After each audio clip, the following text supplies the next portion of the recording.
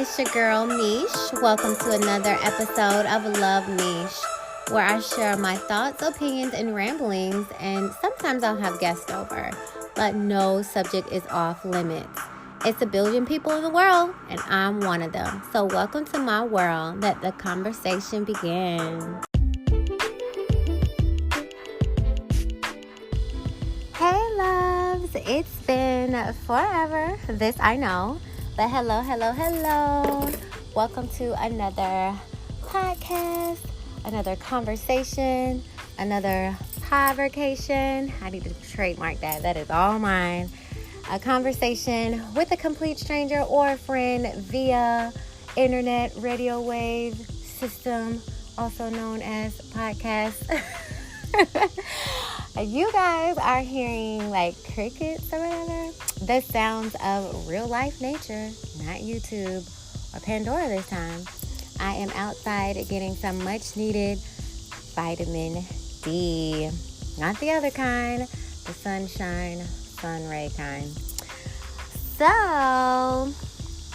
I literally be wanting to podcast about so much, you guys. I literally have so many different things going on, and I try to dedicate time for each one of them. Podcast is just one of them. So what are we talking about today? I'm in the process of composing a book about me. Not like a diary or journal, more like a book of shadows, a grimoire, which is typically for like witches, but we need to stop with these labels. Back in the day, if you were caught with a grimoire, they would burn you to the stake. Let me tell you what was in a grimoire, okay? There were cooking recipes, there were spells, different holistic remedies. I see nothing wrong with that, okay? Why we have to burn people on the stake for that, I don't know. But I do know this is something that should reappear. Like, heirlooms need to be passed down, not rings and jewelry, stuff that's really worth it. Yes, pass down those healing remedies. Yes, pass down those cooking, recipes. Like, what the fuck are we doing? Like, I don't know. So I'm in the process of making one for my future family to be able to pass down. And I just wanted to share this with the world because I think everybody should come up with this. Like, we all research and we all learn stuff. And if you had random conversations with people, you planted those seeds. But other than that, everything else is buried in your mind, in your body, in your casket, 6 feet underneath the ground. Like, what are we literally leaving behind for the precious next generation that we all love so very much? If you don't pass anything down to the next generation, that is the end of our existence. Like, that is the end of us. Like, I'm here today, but you know who stands here with me? My DNA ancestors. Grandmother from 3rd, 4th, 5th generations all the way down to me. They still live because I live. They can't really control me, but that DNA is there. Those personality traits are there, yada, yada, yada. So anyways, this is one of the things that I'm going to put in my book. And I think I'll just podcast about each thing that goes in my book. But I was in the process of taking my master's degree, and although they say education isn't necessary, I learned so much valuable shit in college that may not help me make millions, but will just kind of help me with life. And so I am a promoter of education, whether you pay for it or you get it for free, because you most definitely can go to a whole library for free and study whatever major you want. However, if you want to pay for your education, I see no problems with that. Now, I will say, play the game, get those grants, get those scholarships, because unless you can guarantee that you will bank enough to pay off these student loans, it kind of puts you far behind. But the gag is, let me tell you, I'm not going to tell you how much I owe in student loans. However, if you work for a nonprofit, government, or military, after 120 payments, they will write the rest of it off. Ding, ding, ding, ding, ding. So I will not be paying my full scholarship. That shit will most definitely be getting written off. I see 2 eagles, you guys. Oh my God, they are so high. Okay, so I'm going to look up signs. I believe that was a message. Okay, I hear you, universe. I'm definitely going to look up that. I believe every single thing is a message. Oh, I gotta tell my mom. So looking up at Darn Eagles, I look to my right and see a wasp nest. And it's like 5 of them on there. Oh, honey, they is building that thing. And see, I'm torn between, nature was here first, let them live. I really don't like to kill stuff. It was a bug in my sister's house, and I caught it, and I let it outside. But I believe we have to draw the line somewhere. But they aren't hurting anybody. They aren't hurting me, so let me continue. I'm going to look up the 2 eagles to see what that message was. Because I do believe the universe talked to us in several different languages, and we only know one, so we are missing a shitload of information. And I use OneNote, and I just jot down everything that I learned so that when I have time, I could just dig in and begin to research with the time that I do have. And I think I'm going to do a podcast on that, all the different things that I'm going to research to kind of share with the world. But today I wanted to talk about, I don't know why I got silent. Today I want to talk about the Myers-Briggs type personality, because I think it's really, really, really, really interesting. So there are 16 personalities, and I want to give you a little bit of background. And I am using my wonderful Wikipedia. I don't care what anybody has to say. I love Wikipedia. I love Google. I said what I said. Okay. The Myers-Briggs Type Indicator, MBTI. Oh, baby lizard. Do you know lizards are omens? Omens are good luck. I received that. This is my second one seeing. Okay, sorry, sidetrack. The Myers-Briggs Type Indicator, MBTI, is an introspective self-report questionnaire with the purpose of indicating differing physiological preferences and how people perceive the world around them and make decisions. So we all know that, let me give you different people. A stripper, she might have different backgrounds of why she did that, and so her view of life will be completely different from a pastor. His background and his current path will be completely different. Versus a homeless person, life will be different from a spoiled rich kid. So your past, your history, things that you learned, of course you could keep building yourself up, but it gives you different ways to view the world. Because, a rich kid, all they know is wealth. Poor, all they know is standing around asking money. So completely different outlooks on life. Oh my God, did the whole lizard family come out? Hi. People say they don't believe in dinosaurs, but we still got these things running around, lizards. Maybe they just shrunk. Maybe we got bigger. I don't know. That's another podcast. I'm sorry. I digress. So let's continue. Though the test superficially resembles some psychological theories, it is commonly classified as pseudoscience, especially as it pertains to its supposed predictable abilities. Now, I would agree with that. I'm a Libra. We just talked about what zodiac signs. However, I'm other signs. I'm not just a Libra. There's other signs in my chart. So the way that I do things as a Libra could be completely different than the next Libra. Because again, you have to take everything in whole. And unless it's identical, you're going to get different results. So that's understood. I'll continue. The MBTI was constructed by Catherine Cook Briggs and her daughter Isabel Briggs Myers. It is based on the conceptual theory proposed by Swiss psychiatrist Carl Jung, who had speculated that humans experience the world using 4 principal psychological functions: your sensation, your intuition, your feelings, and your thinking, and that one of these 4 functions is dominant for a person most of the time. Now, when I read that, because I read this in the house before I came outside to record, when I was reading those 4 things, sensation, intuition, feeling, and thinking, you know what came to my mind? Heart, mind, body, and soul. Heart would be your feelings. Mind would be your thinking. Sensation would be your body. And intuition would be your soul. I'm so sick of Earth. I'm so sick of life. We have a million names for one thing. I kind of feel like I posted a picture on my personal Instagram of one shape, but light was beaming on that shape from different directions. Okay, well, let's say it was a circle. And on the circle, you put different shapes on each side that you can. And then you beam the light on the shape from all different directions that you can. So if there's a wall, wherever you beam the light on that wall, it's going to have a shape.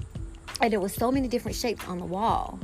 I kind of feel like that's how God feels. Like, I am God, but from different points of view, you're going to call me different names. Like, he's probably like, I am what I am, people. God, you don't have to give me all these million names. Like, I created you. You can't give the credit to anyone else. But that's kind of how I feel like this. Like, why do we have to come up with sensation, intuition, feeling, and thinking? It's heart, mind, body, and soul. And then I'm pretty sure it's other names on top of that, other names like that. Like we make life more difficult than what it really is. So for someone to do tests to say that a person lives their life off of one of these four, I'm like, dang. That's like real deep to me. And it's true. So we're going to talk about it a little bit more. I'll go ahead and finish this because I just want to give you background. It's almost done. Just 2 more paragraphs. The MBTI was constructed for normal populations and emphasizes the value of naturally occurring differences. So I get that. You definitely need to know that there are other different people in the world and how to interact so that you can best interact and the world can be more peaceful. I definitely get that. The underlying assumption of the MBTI is that we all have specific preferences in the way that we construe our experiences. And these preferences underlie our interests, needs, values, and motivations. So there go again. They're going 4 words again. Values will be what? Based on what? Spirit, your needs, your body, interest, your mind, motivation, your heart. Like, anyways. Although popular in the business sector, the MBTI exhibits significant scientific psychometric deficiencies, notably including poor validity, not measuring what it purports to measure, not having predictive power, or not having items that can be generalized. Well, good. If scientists knew every fucking thing, we would literally be no different than the animals in a slaughterhouse right now. I'm glad that we're unpredictable. You may code me as XYZ and I get in your office and I'm ABC. Good. I don't want you to know me to a T like that. Like, that's superb if you ask me. Poor reliability, giving different results for the same person on different occasions. So again, we are still different beings with different background. Unless we all have the same exact starting point in life, they'll never really know us. You have high class, middle class, low class, and all in between, different races, different religions. There's too many variables to really know, to really say that you can predict a person, unless we all have the same variables. And I'm pretty sure they can set it up that way. Turn 18, you get a home, or you get a condo. Get married, you get a home, have a child, Like, they can definitely set it up that way. But no, the poor want to the rich want to have fucking 15 bedrooms, and then you got somebody homeless on the road. I will never understand. I know without a shadow of a doubt, this is not the only existence that there is. I almost feel as if I were kidnapped, brought here. Everyone says, oh, Earth is a journey. You asked to come here. Da, da, da, da, da. I feel like I was trapped, and I just will not be released until I learn whatever lesson I need to learn or whatever. I don't know. That's going to constantly change the more I learn. I have to stay focused. Sorry, I'm a rambler. Let's see. Where did I leave off at? Okay, so giving different results for the same person on different occasions. Measuring categories that are not independent. Some dichotomous traits have been noted to correlate with each other and not being comprehensive due to missing neurotism. The 4 scales used in the MBTI have some correlation with 4 of the big 5 personality traits, which are more commonly accepted framework. Okay, so I just want to give you a little bit of background on that. And I do remember doing so I was taking my master's, and on one of the classes they made us do this, and I remember I had to read a whole book about it, and I really love college because it's about you. You do all these papers, depending on your major. Sometimes it's about state case studies and other people. But the major that I was in, business administration, leadership, is definitely about you. So it's having a big magnifying glass on yourself, looking in the mirror, becoming a better you, so that once you get you together, then you'll be able to give other people the tools to do it for them. It's not necessarily about fixing anybody else. It's about fixing yourself, being a better you, being a light for other people, because some people could just watch you and do better just by observation. And then sometimes you have to plant seeds, or you share things with other people, or teach people however you're going to do it, and they learn that way. So I do remember us doing the big 5 personality traits, and then we went on to Dr. Briggs. So I clicked on the big 5 personalities just to give you a little bit more background.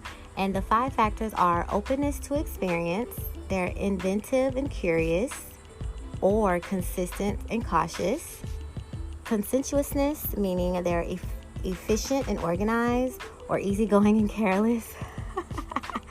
So let me just back up. When it comes to openness and experience, I'm definitely curious, inventive and curious. I'm not very consistent or cautious. It is what it is. With the conscientiousness, effective and organized, I'm definitely easygoing and careless. I will say, if I do hit like a bump in the road, I'll be less careless in the area and then become, more organized.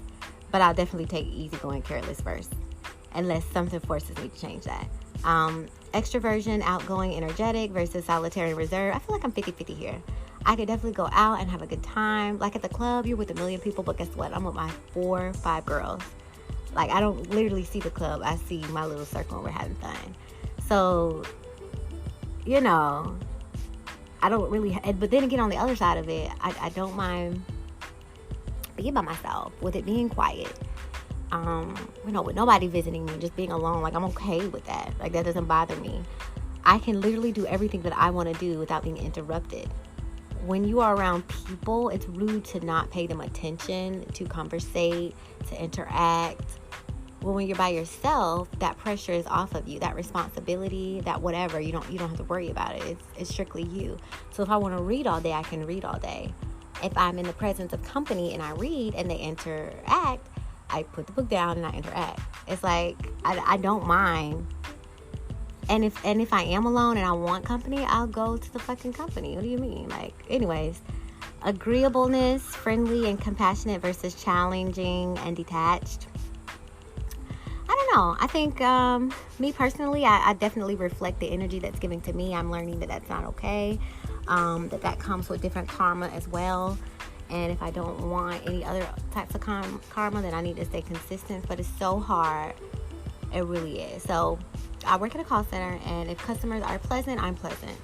If customers are rude, I've noticed if they're rude and I'm rude back, they definitely want to mention something. And I'm like, listen at the pot calling the kettle black. But I did like a little experiment one day. Like, a customer was angry, and if you know me, you know my tone. If I'm really excited, like you definitely hear it, versus when I'm sad. Now, like, I think that's with anybody, you can kind of tell. Your energy comes through your voice as well. Your energy, spirit, vibration, whatever. So if a customer is grumpy, like, sometimes I'm like, hi, thank you for calling. And sometimes I'm like, thank you for calling. And then sometimes I'm very monotone, like, thank you for calling, da, da, da, da. So when I don't put any good or bad energy in it, I notice that the call kind of goes. Like, if they're mad, it stops, because they follow the energy that I have. Or if I'm like, hi, how are you doing? And they're mad. They're like, it's not you, I'm fine, So, I don't know. It's something about that. I'm definitely not at a call center just to be at a call center. I could be using these customers and doing my little tests and stuff, my little case studies. But anyways, let me get back to it. The last one was neuroticism. Neuroticism. Sensitive, nervous, and secure and confident. I want to say I'm very sensitive about my shit, everything. But I don't put that burden on strangers. You don't know me. How the fuck would you know? But if you're in my circle and you do something to bother me, I point that out. Like, what the fuck? Like, one of my friends was like, hey, you. I'm like, don't hey, you me. What the fuck is that? And then he changed it. Like, come on. But I don't know. I put a lot. I will say that I put pressure on people that I know and love versus strangers, and that's also in reverse. If Cardi B is doing some shit, what the fuck that got to do with me? But if my family over here fucking up, bitch, what are you doing? You know what I mean? Like, tighten the fuck up. I don't know. So I'm like that all around, and I am starting to perspire. So I might be taking this inside because y'all know with this Florida heat, you get humidity and it makes you sweat. So I took a trip to Pennsylvania. Sidebar. It was hot as fuck, I kid you not. But did I sweat? Did I drip? No. Now, when I went to the club, I did. There's too many bodies in there. But when we were outside, I did not drip. Whoa. Oh my God, y'all. Okay, so I was gonna put the chair back up, my mom's chair. Are those beetles? Girl, it's like 20. My girl. It's like 20 beetles huddled in a row. What is that about? Child, is that how they sleep? Let me take my behind inside. I gotta take a picture of this. Oh, believe me. I don't know what to do. That is like the oddest thing. Okay, I have to put some background music on here because y'all gonna lose the nature. Whew. Got my vitamin D for today.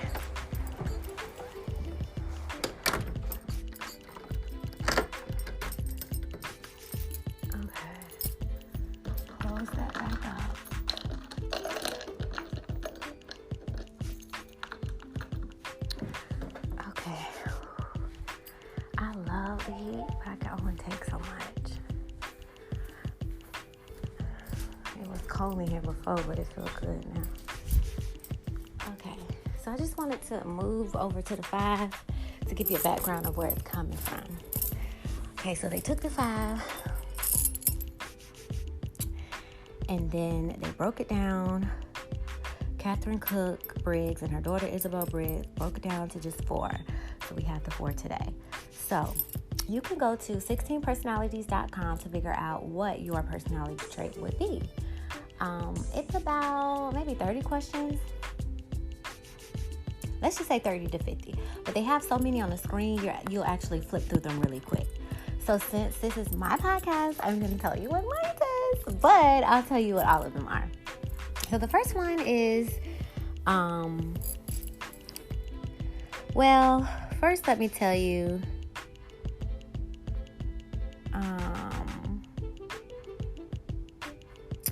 what the different categories are because they gave it a name.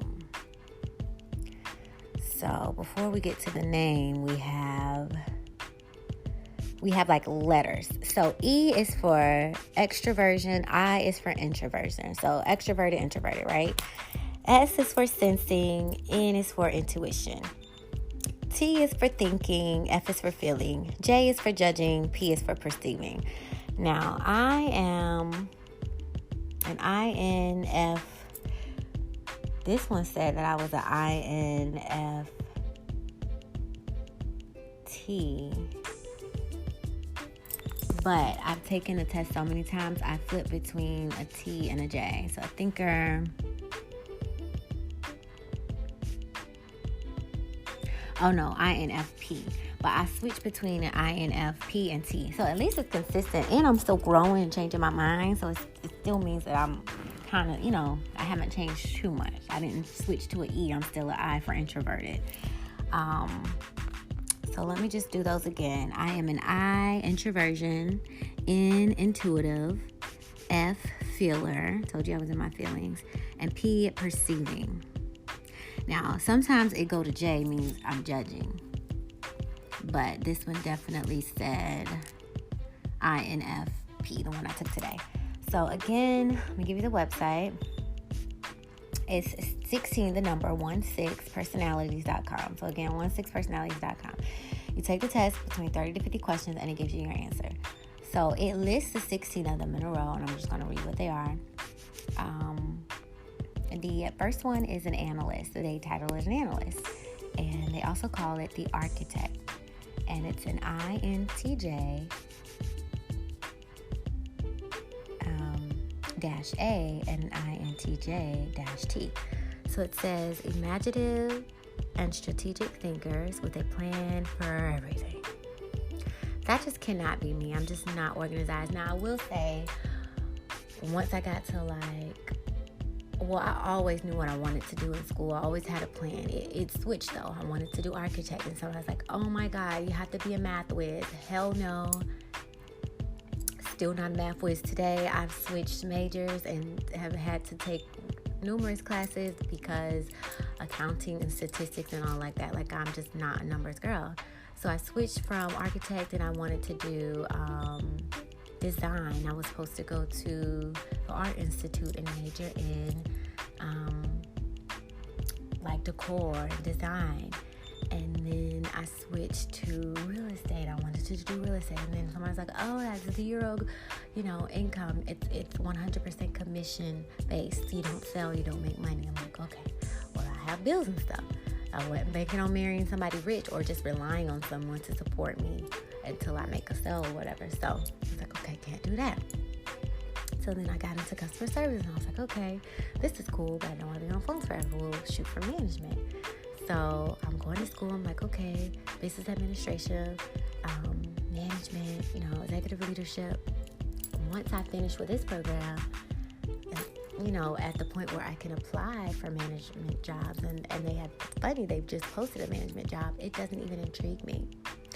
The $60,000 that they make a year, regardless of how many hours they work, which be careful when you dip into salary world, that doesn't intrigue me. I did see a quote, and I'm a quote fanatic. It was like, you worried about $50K a year that they pay you when you can make that a month? Like, they cap us. The world is unlimited. If there are billions of people in the world, every person gave you $1, do you know how rich you would be? Like, I'm trying to make the world my customer. I have several different business ventures, and I'm on the baby end of it. But check me out in 5 years. Not even that. Check me out in 2 years. Check me out in 5 years. Check me out in 10 years. Like, I will not stop. Consistent people are successful. It's about consistency. It's about hitting a roadblock and deciding if you're going to stop or keep going. Figuring out another way around it. But the point is, you never, ever stop. So I'm going to be my own boss. I am going to be a CEO executive at my own fucking table with the board of people that I employ. You know what I mean? Everybody doesn't have that goal or that dream. But I do. And I have different mentors that I'm looking up to. And it is not a unicorn dream. It's very accessible. But the question is, how bad do I want it? So, yeah. That was for somebody. I don't know where that came from. That was for somebody. So the next one is logician. It's INTP-A, INTP-T. Innovative inventors with an unquenchable thirst for knowledge. Now, I kind of feel like this should have been me because I'm on this journey of learning so much stuff. But okay. Then we have the commander, ENTJ-A, ENTJ-T. Bold, imaginative, and strong-willed leaders, always finding a way or making one. Then we have the debater, ENTP-A, ENTP-T. I feel like I know a debater. Smart and curious thinkers who cannot resist an intellectual challenge. Like, oh my God, I'm smiling thinking about that. Okay, the next one is diplomat, advocate, INFJ-A, INFJ-T. Quiet and mystical, yet very inspiring and tireless idealist. Then we have mediator. This is me, INFP-A, INFP-T. Poetic, kind, and alluristic people, always eager to help a good cause. Then we have protagonist, ENFJ-A, ENFJ-T. Charmistic and inspiring leaders able to mesmerize their listeners. Ooh. Then we have campaigner, ENFP-A, ENFP-T. Enthusiastic, creative, and sociable. Free spirits who can always find a reason to smile. That's awesome. Sentinels. They gave the category a title. Okay, I get it now. Logistician. ISTJ-A, ISTJ-T. Practical and fact-minded individuals whose reliability cannot be doubted. And then we have the defender, ISFJ-A, ISFJ-T. Very dedicated and warm protectors, always ready to defend their loved ones. And then we have the executive, ESTJ-A, ESTJ-T. Excellent administrators, unsurpassed at managing things or people. Consul, ESFJ-A, ESFJ-T. Extraordinary, caring, sociable, and popular people, always eager to help. Then we have the last category, which are the explorers. And these four are the virtuoso, ISTP-A, ISTP-T. Bold and practical experimenters, masters of all kinds of tools. Adventurer, ISFP-A, ISFP-T. Flexible and charming artist, always ready to explore and experience something new. And then we have the entrepreneur, ESTP-A, ESTP-T. Smart, energetic, and very perspective people who truly enjoy living on the edge.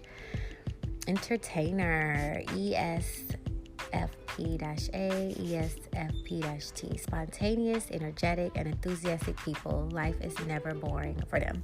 So I feel like these are really all of us, but like they say, you usually live life with one of those traits in the forefront. So that's literally what guides your choices, opinions, perspectives. So I get it. Just like the zodiac, I really feel that we are all of them, but you resonate more so with one. So I definitely get that. All right, so now I'll tell you a little bit more about my personal personality type.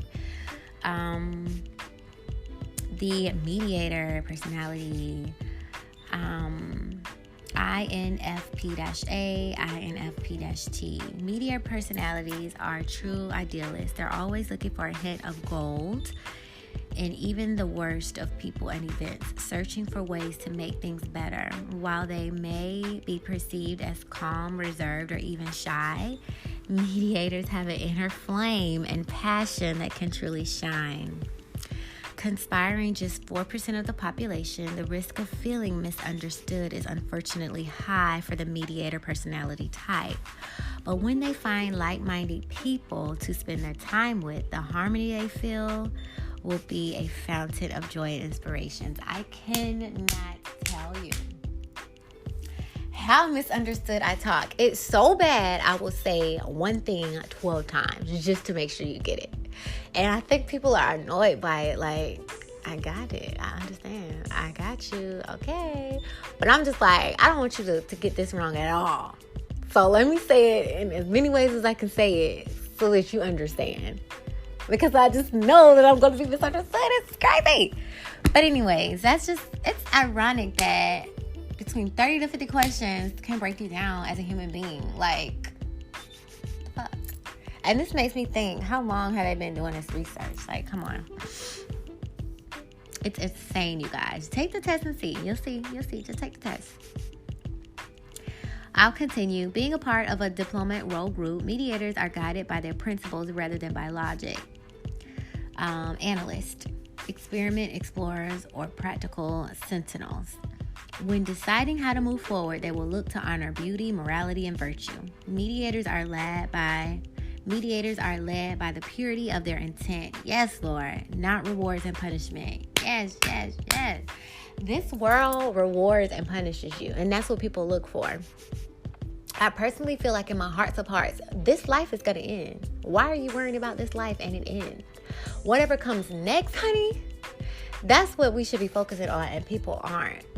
So you could be a millionaire on earth and have $0 in your spiritual bank. Baby, I'm trying to be a trillionaire in the spiritual world. Y'all can have these earthly dollars. Not to say that I'm not going to work to be able to support my family and pay my bills, but it's most definitely not my top priority. When I have all of these businesses and stuff, I'm trying to reach people and souls, and they can bless me with donations, and I'll put little price tags on stuff, but it's not to be a billionaire. Billionaires, number one, people want to commit suicide, honey. It's something more to that. Like, you get all those bills and all those expenses, and now you just like me trying to pay the bills next month.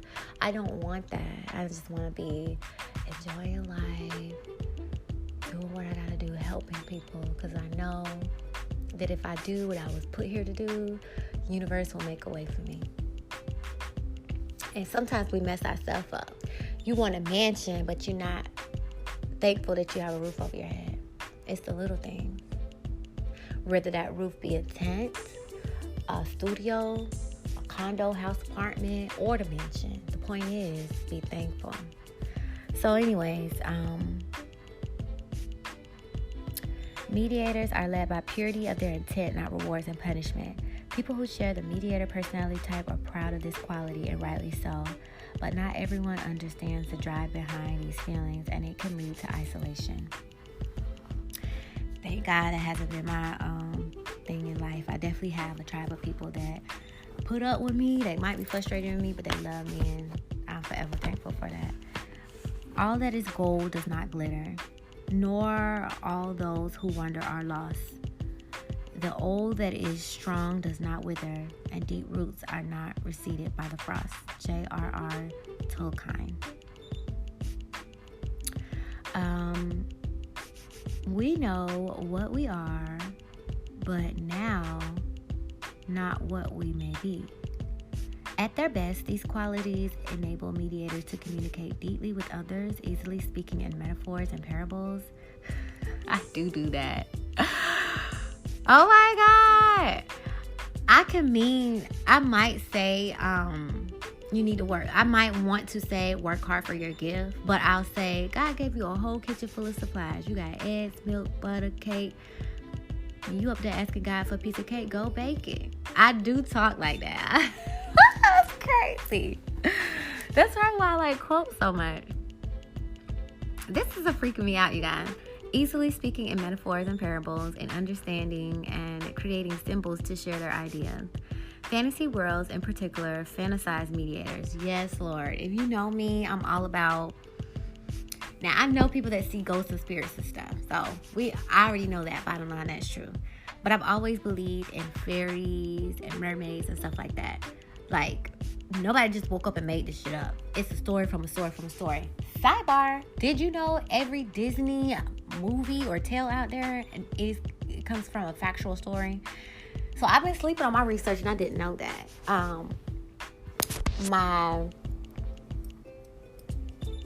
My best friend's sister's Brandy, so my little sister best friend Brandy was telling me about the true story of the mermaid.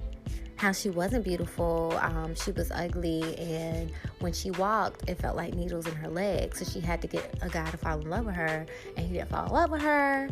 So something like her sisters and brothers taunted her, and I think she ended up dying. And then the sky god gave her a role to just do blessings all over the earth. Like, what the fuck? That is not how Little Mermaid went. So Mr. Disney be taking shit and twisting it. Which, I think I said this before. I was watching a TV show called American Gods. It's amazing. If you haven't had a chance to look at it, it is amazing. Please go look at it. American Gods. Odin, I believe. No, one of the characters in there, which all of these people are supposed to be real gods and stuff like that, but one of the characters is like a storyteller, and he was telling a story about a young boy who was going to defeat his grandfather. Come to find out, that story was true, but he twisted the characters' names around. So it really was one character. He was the grandson, and Odin, which is like the god of war, knowledge, wisdom, all that stuff, he was the freaking grandfather. So it's like he told the truth, but he also told a lie. Like, the story was true, But since the names are off, you kind of lost. And that's kind of how I feel like life is. Like, all the answers are all around us. They really are true. But it's some fiction in there, some bullshit in there. You got to sift through to get the truth. Just like gold, they had to mine and shake the dirt out just to get the speck of gold out the river bank or whatever. So I always say there's a truth in every lie and there's a lie in every truth. And that's literally how I live life now. Not to say that you're lying or that you're being honest, but time will tell. It's my favorite quote of all time. I hear what you're saying. I see your lips moving. You know, I see the actions that you're putting forth now. Well, will them actions fade? Will those words become lies? Like, I really, really love that quote. So, I don't know. Stories that you hear and stuff like that, everything, every movie that you see, every series that you see, every book that you read, the stuff that they say is fake news could be true news. The stuff that they say is true news could be fake news. Just take everything with a grain of salt. And I just cannot say. They try to take our time away from us so that we can't research. You get 8 hours of my day for 5 times a week when I could be definitely using that to research. But that's okay. I'm going to use the time that you have left to still research and to make sure that I don't have to rely on this job for 8 hours so that I can truly do what I want to do with my whole 24 hours in a day. So, anyways, went off on a tangent. So, yeah, that was for somebody else too. The strength of their visionary communication style lends itself well to creative works, and it comes at no surprise that many famous mediators are poets, writers, and actors. Poetry, writing, I definitely love talking and writing and acting. And if you are a writer or aspiring to write, let me give you a little life hack. Google Documents has a voice record option, and I kid you not, as you talk, that junk type. Ask me how many papers I did like that for school. Yes, ma'am. Yes, sir. Talk. The only thing that's a little bit annoying, like you would say, The Cat in the Hat, period, by Dr. Seuss, period. You gotta do it like that. But it's still pretty cool. Like, you don't have to type a darn thing. Now, you will have to go back and edit because the way we talk, the way it types, sometimes it mixes things up. But I'm going to write several books. And guess what I'm going to be using? Google Documents, voice record. Okay. Mediators are poets, writers, and actors.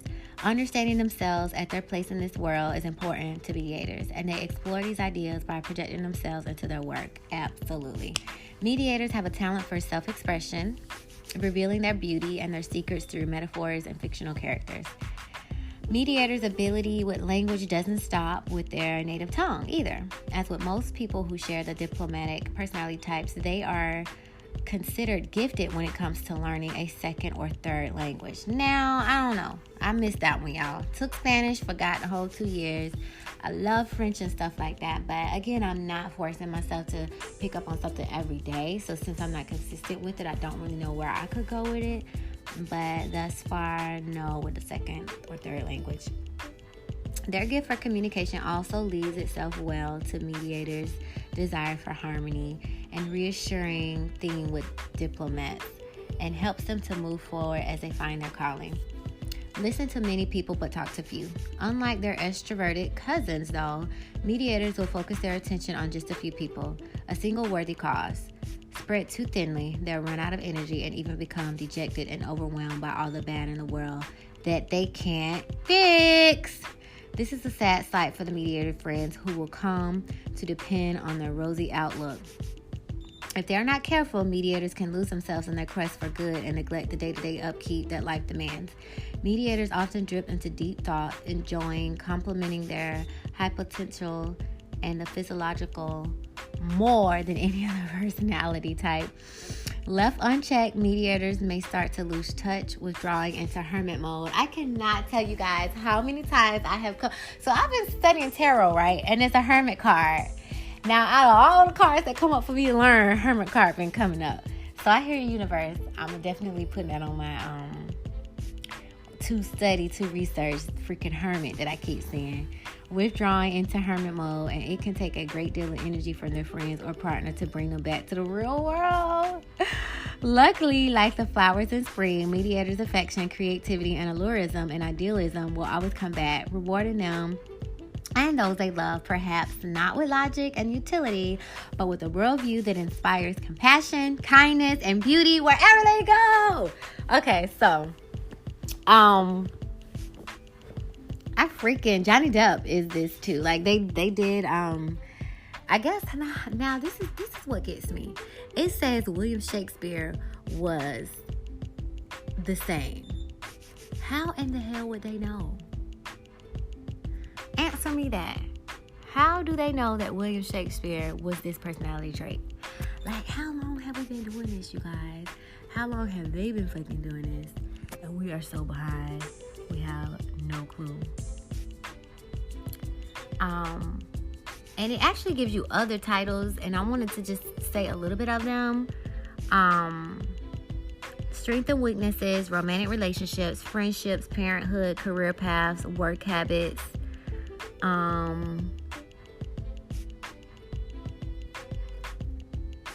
They even give you like a conclusion. It's just a lot. And when I did this in school, it was literally like, okay, here's your personality. Now they got a whole class. They have a whole membership that you can sign up for. The freaking test is free, but now they got packages that you can buy. I'm like, look, I love technology and how stuff evolve, but oh my God. I graduated I graduated this year. So like, look what they done. Look how much they did. So I'll just read a little bit about the next one. Strengths and weaknesses. I'll read because it's very long, you guys. So I'll just pick a few. One of the strengths is they seek and value harmony. People with a mediator personality type have no interest in having power over others. Oh my God. I was just talking to my homie the other day, and I was like, what is this whole power thing with humans and planet Earth? Like, who gives a fuck? You do what you want to do. You do what you want to do. You do what you want to do. Let me do me. Whatever. Don't control me. I won't control you. Like, ugh. Anyways, people with mediator personality type have no interest in having power over others and don't much care for demeaning attitudes at all. They prefer a more democratic approach and work hard to ensure that every voice and perspective is heard. Very creative. Mediators combine their visionary nature with their open-mindedness to allow them to see things from an unconventional perspectives. Being able to connect many flare-flung dots into a single thing. It's no wonder that many mediators are celebrated poets and authors, because most people can't freaking relate. Okay, and then they have a whole bunch of weaknesses, but I'll do two of these as well. They dislike dealing with data. Mediators are often so focused on the big picture that they forget the forest is made of individual trees. Mediators are in tune with emotions and morality, and when the facts and data contradict their ideas, it can be a real challenge for them. Oh my God. They take things personally. Absolutely. Mediators can often take challenges and criticism personally, rather than an inspiration to reassure their positions, avoiding conflict as much as possible. Mediators will put a great deal of time and energy into trying to align their principles and their criticism into middle ground that satisfies everybody. Yes, and yes. There's more, but this is mine. I definitely want you to be able to read about yours. I'll move on to romantic relationships. Mediators are dreamy idealists in the pursuit of the perfect relationship. This quality shows strongest. Never short on imaginations. Mediators dream of the perfect relationship, forming an image of this pedestaled idea that is their soulmate, playing and replaying scenarios in their head of how things will be. This is a role that no person can hope to fill, and people with the mediator personality type need to recognize that nobody's perfect, and that relationships don't just magically fall into place. They take compromise. It's going to take compromise, understanding, and effort. Oh my God. Love all, trust a few, and do wrong to none. Fortunately, these are qualities that mediators are known for, and while it can be a challenge to separate a long-fostered fantasy from reality, mediators tend to focus their attention on just a few people in their lives, and approach new relationships wholeheartedly with a sense of inherent value, dedication, and trust. Mediators aren't necessarily in a rush to commit. They are all, after all, prospective types and are almost always looking to either establish a new relationship or improve an existing one. They need to be sure they found someone compatible. In dating, mediators will often start with a flurry of compassions, exploring all the ways the current flame matches with the idea that they've imagined. This progression can be challenged for a new partner, as not everyone is able to keep up with the mediator's rich imagination and moral standards. If incompatibilities and conflicts over this initial rush moment, the relationship can end quickly, with mediators likely signing that it wasn't meant to be. That is so freaking me. Like, next, life goes on. As a relationship takes hold, people with mediator personality types will show themselves to be passionate, hopeless romantics, while still respecting their partner's independence. Yes. Mediators take the time to understand those that they care about, while at the same time helping them to learn, grow, and change.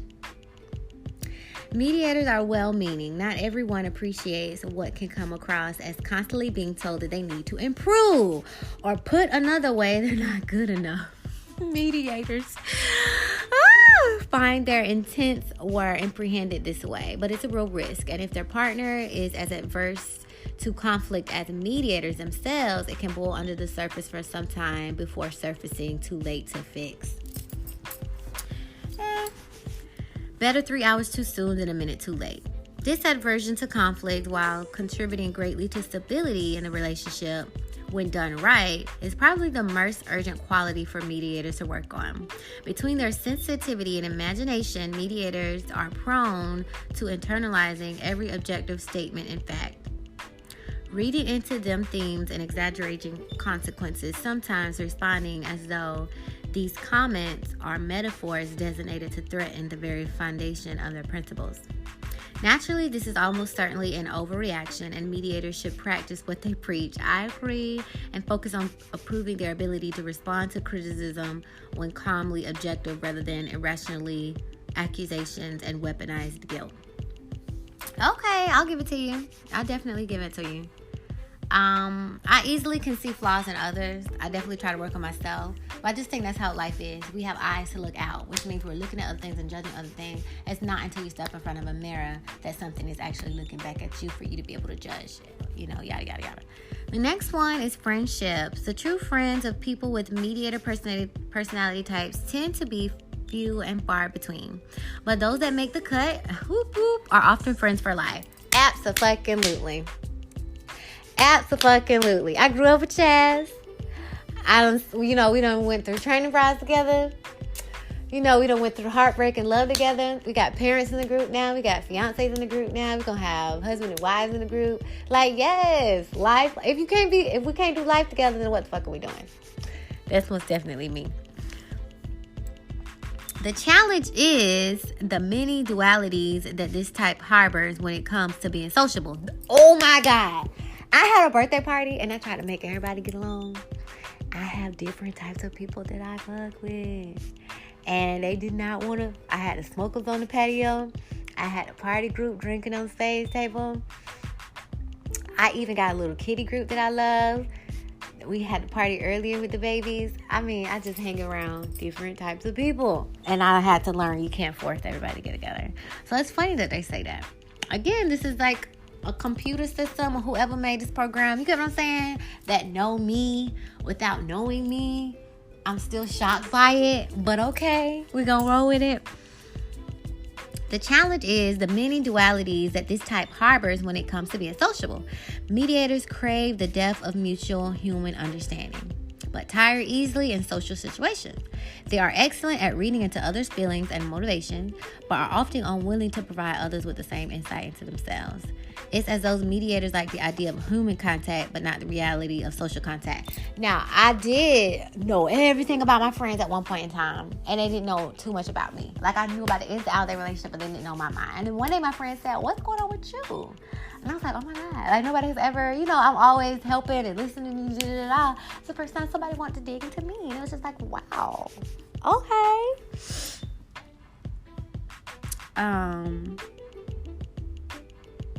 How poor are they that have no patience? I didn't like that. That's why I paused. I have very little patience. And I don't want to be poor. How poor are they that have no patience? I guess if you plant a seed and you can't wait for the fruit to grow, you just gonna be poor and hungry. I guess. In a lot of ways, it limits the potential pool of friends to other types in a diplomatic role group who are able to pick up the subtle clues left by the mediator friends and who are more likely than not to enjoy something of human enigma. A friendship with a turbulent executive, ESTJ-T on the other hand, governed by social conversions and community participants as they are, would almost be a non sequitur.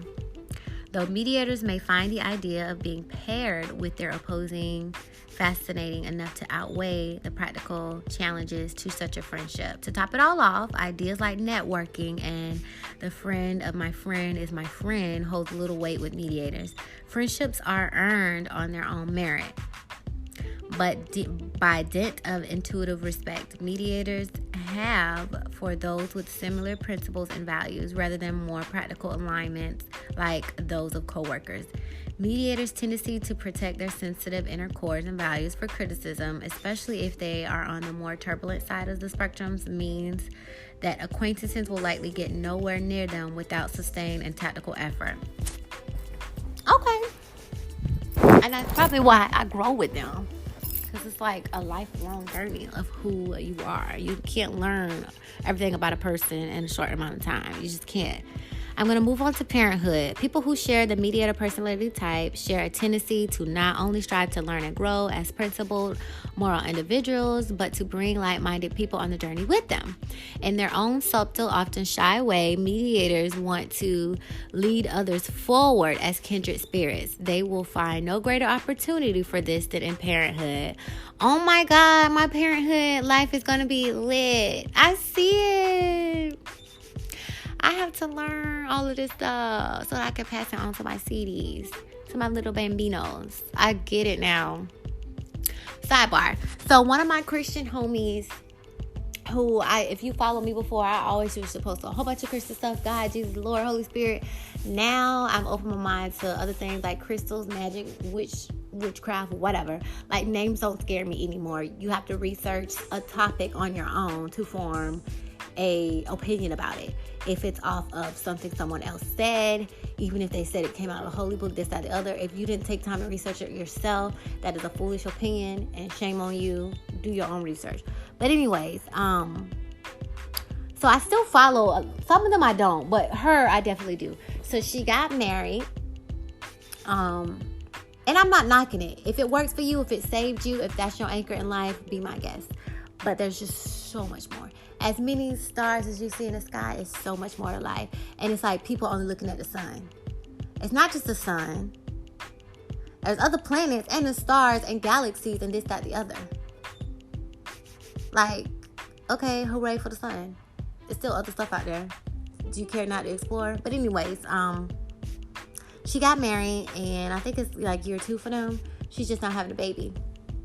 And she was saying how she wanted a baby, but things are finally where they need to be for the baby. And so the baby entered at the right time. Like before, their finances weren't together. They were still realizing who they are, enjoying their marriage. She's like almost done with her master's degree. So like perfect, like timing literally is everything. And the baby entered the world at the right time. And they're just going to have, I just see it already. She's like over the moon. They're going to have a wonderful, beautiful family. So shout out to her. But, I get it now. So from the start, back to parenthood. From the start, mediator parents are warm, loving, supportive, and take immeasurable joy in the wide-eyed wonder of their children as they explore, learn, and grow. People with the mediator personality type will give their children the freedom they need to do this. Let me say that again. The freedom they need to do this. Keeping an open mind and letting their children gain their own sense of understanding. At the same time, mediator parents will try to provide a backdrop to this freedom and experience, establishing a set of morals and values that guide that liberty with a sense of personal responsibility. Because I definitely agree with that. They want, as humans, we take responsibility off of everything. Even when it comes to God, if something goes wrong, it's automatically the devil. At what point are you going to say, I drove to the liquor store, I bought that bottle, and I drunk it driving home and hit somebody? You're just going to say the devil? Like, at some point, I feel like the devil is saying, like, Lord, everything just is on me because you don't want to take responsibility for your own actions. Even good things. Why can't you do good things? You just automatically say it was God. Like, we just don't take accountability for anything. Literally. If it's always God and the devil, what the fuck did you do? Just like when my sister, she told me Santa wasn't real. So I was telling my mom, like, okay, well, if Santa bought all of this, what did y'all buy? And so they finally was like, okay, well, Santa isn't real. Because, like, at the end of the day, what are you doing? If it's all Santa. Okay, so at the end of the day, what are you doing if all bad things are Satan? Vice versa. If God does all things good, what are you doing? What are you doing? This whole life is about you. Okay. So again, that was for somebody. But this test is so thorough and long, it would be more than an hour. And I've already ran over my hour with my intro and outro. So I don't want to make the podcast too long. So I only went over strengths and weaknesses and romantic relationships of the INFP-A and INFP-T. The other categories are friendships, parenthood,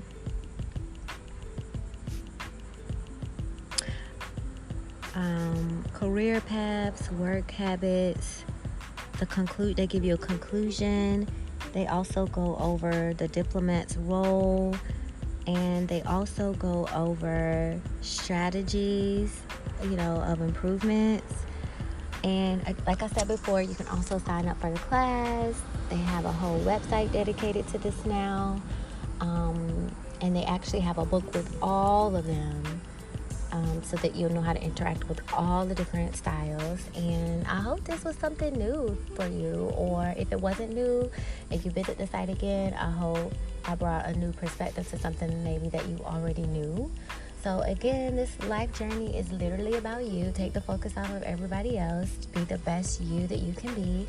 Sharing is caring. So I'm a big, big, big sharer.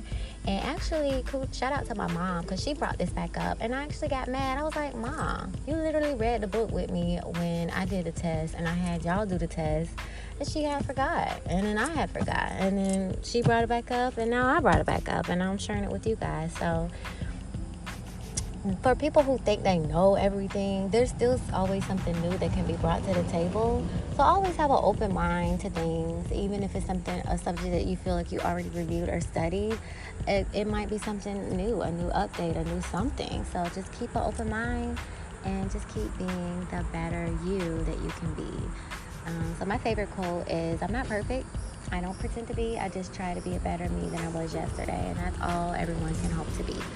So thank you for listening once again, and talk to you guys later. Bye. Mwah. Later.